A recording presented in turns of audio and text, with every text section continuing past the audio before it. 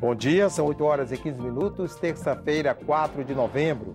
Esta é a TV Senado. Eu sou André Ricardo e você assiste agora ao Senado em Dia. O Senado pode votar esta semana projeto que cancela a Política Nacional de Participação Social. Veja a primeira de uma série de reportagens sobre a MP 651, que vai estimular a economia. Comissão de Ciência e Tecnologia debate Plano Nacional de Banda Larga. E mês Novembro Azul faz campanha para a prevenção ao câncer de próstata.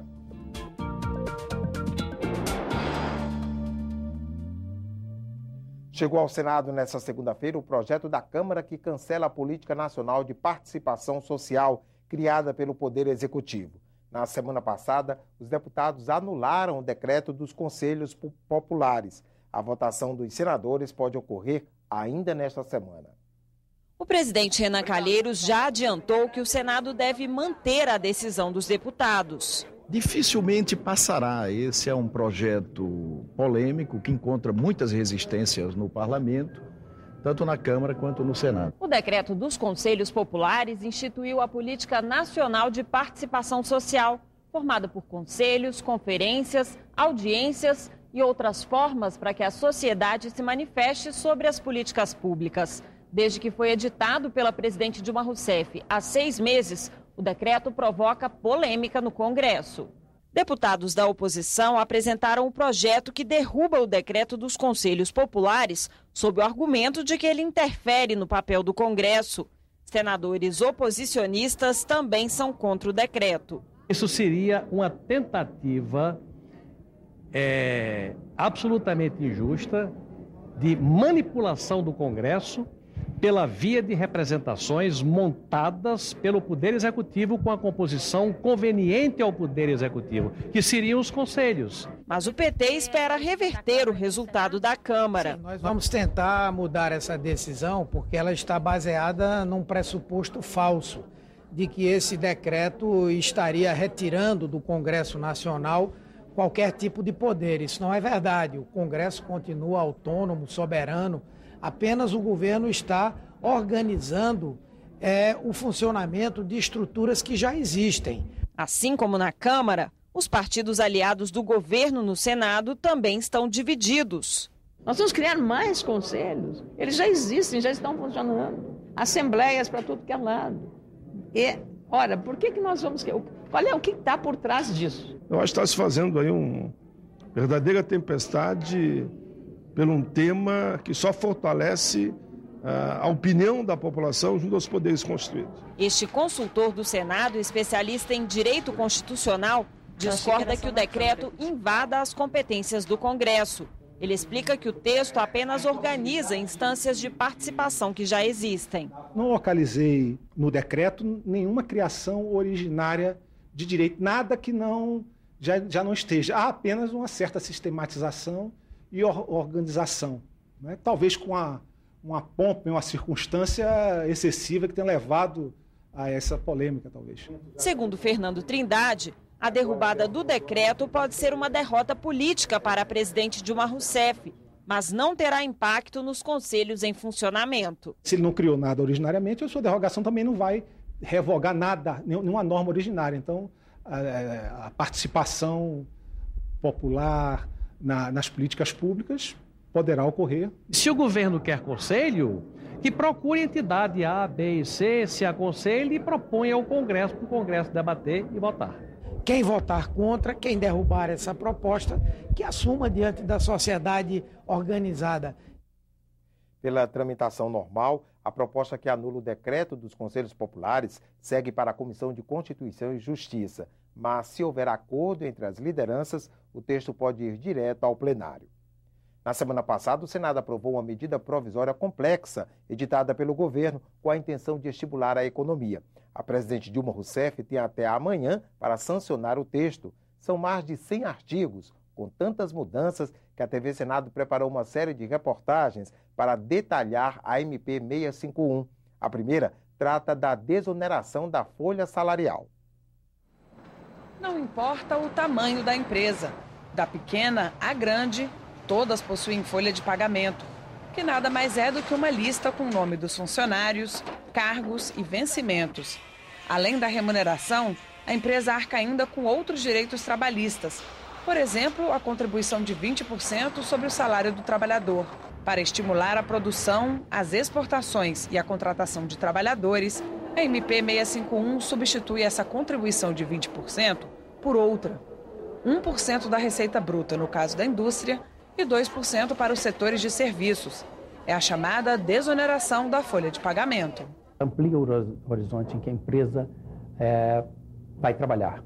Então, ela pode tomar as suas decisões de investimento, de contratação de novos colaboradores, de uma forma mais clara. Ela pode fazer os seus cálculos de uma forma mais efetiva. À medida em que ela recolhe menos tributos, ela tem mais capital para investir na atividade empresarial de um modo geral. Com relação ao setor exportador, a desoneração da folha ela promove, digamos assim, uma desoneração especial, porque as receitas de exportações elas não são tributadas por essa nova contribuição que incide sobre a receita bruta. Essa redução de custo pode chegar em torno de 4% do valor do produto exportado, né, para um setor, por exemplo, que tenha 25% de participação de mão de obra. A medida traz outro benefício. Agora, os importados também terão que pagar a contribuição de 1% sobre a receita bruta. Essa medida traz muita competitividade, né, para os setores exportadores brasileiros e, ao mesmo tempo, traz um equilíbrio de competição dentro do mercado interno. A MP ampliou a lista de beneficiados, que hoje inclui 56 setores, entre eles o automotivo, o da construção civil e o têxtil. Agora, 4 novas áreas serão contempladas. As empresas de transporte rodoviário de passageiros sob regime de fretamento, as empresas de engenharia e arquitetura, as drogarias e farmácias de manipulação e empresas de tecnologia da informação que façam processamento de dados de gestão e gerenciamento de processos. Já aqueles que teriam sido prejudicados pela desoneração voltam a contribuir sobre o valor da folha. É o caso das empresas que fabricam insumos de padaria e para a indústria têxtil. Essa medida provisória é uma medida do bem, é uma medida que ajuda as empresas, ajuda a economia, ajuda a manter empregos e ajuda a desonerar a folha de pagamento, que é algo extremamente importante no país. Há um ganho de formalização em vários setores. Muitas empresas deixaram de praticar, por exemplo, o uso de pessoas jurídicas em substituição à contratação formal. Outras empresas passaram a incorporar mesmo na sua própria equipe pessoas que antes não tinham carteira assinada. Com a medida, a renúncia fiscal do governo só para este ano é de 15 bilhões de reais. Essa desoneração é extremamente importante, ainda mais se a gente observar o cenário competitivo. O Brasil foi o país que mais perdeu posições no ranking mundial de competitividade ao longo dos últimos 4 anos. De 2010 até 2014, avaliado pelo IMD e pela Fundação Dom Cabral, o Brasil caiu de 38 para a 54ª posição em 60 países. A reportagem de amanhã vai explicar a volta do programa que devolve aos exportadores tributos retidos ao longo da cadeia produtiva. O Reintegra também foi incluído na MP 651.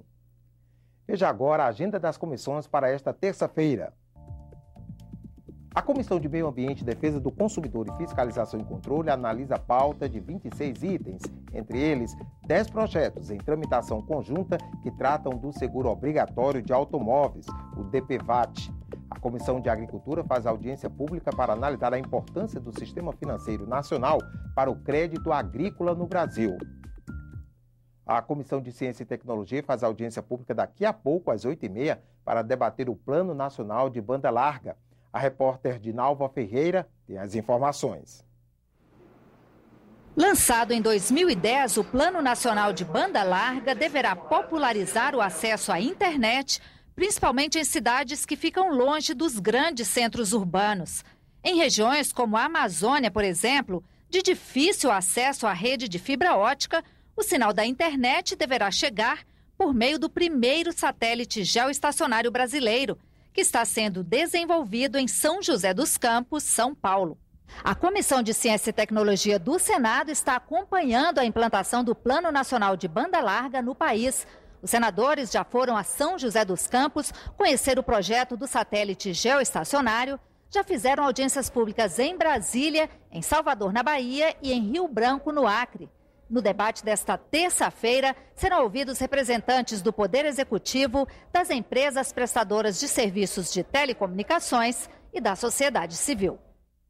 Outras duas comissões se reúnem na manhã desta terça-feira. A Comissão de Assuntos Econômicos realiza reunião em duas partes. Na primeira, será feita a sabatina de Pablo Valdemar Renteria.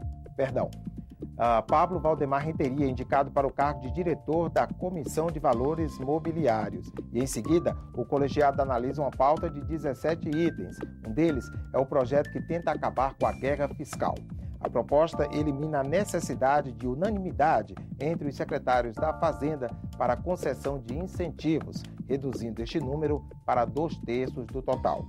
E a Comissão de Educação realiza a reunião deliberativa. Entre os 10 itens da pauta está o projeto que estabelece a obrigatoriedade de exames oftalmológicos e auditivos nas escolas de ensino fundamental da rede pública. Durante o mês de novembro, o Congresso Nacional e outros monumentos de Brasília estão iluminados de azul. É para lembrar aos homens que é vital fazer exames preventivos contra o câncer de próstata. O câncer de próstata é o segundo que mais mata os homens brasileiros. Só perde para o de pele.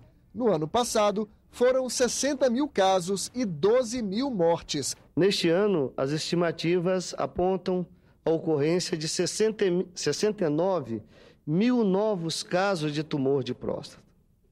Espera-se, por conseguinte, que o Novembro Azul contribua para modificar este quadro. O Senado faz parte da campanha Novembro Azul para convencer os homens a procurar um urologista. Na sessão solene que lembrou o Dia Nacional do Combate ao Câncer de Próstata, os médicos informaram que, se identificada no início, a doença tem 90% de chances de cura. O homem tem medo de descobrir doença, tem medo de ir ao consultório médico.